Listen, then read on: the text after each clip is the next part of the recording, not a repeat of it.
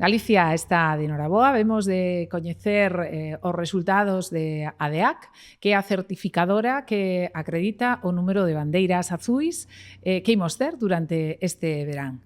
É certo que, aparte de estar de noraboa, Galicia está de moda e é froito de un traballo constante e, en este caso, pois aí están os concellos que fixeron a solicitude pertinente. A Xunta de Galicia está ao seu carón e recibimos un total de 108 bandeiras azuis repartidas en 35 concellos. A estas bandeiras azuis das nosas praias, que ao final supón que as nosas augas son de excelente calidade, de que hai accesibilidade, de que aparte dase os servicios tamén cos socorristas e, polo tanto, que hai seguridade ás nosas praias, hai que engadir que temos 12 portos e temos 17 centros tamén azuis. Ao final, Galicia está entre as 3 primeiras comunidades autónomas con o maior número de distintivos azuis.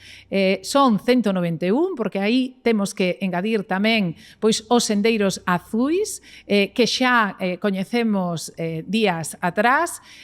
Polo tanto, xa só nos queda ter un fantástico verán. Galicia seguirá sendo ese refuxio climático por excelencia, pero sobre todo será ese lugar único para vir a disfrutar das nosas praias, tanto nos mesmos os galegos como aqueles que queiran visitarnos. Hai que salientar que Sanxenxo pois sigue ocupando a primeira posición con 17 bandeiras azuis, no que a provincia de Pontevedra seguelle Vigo con 12.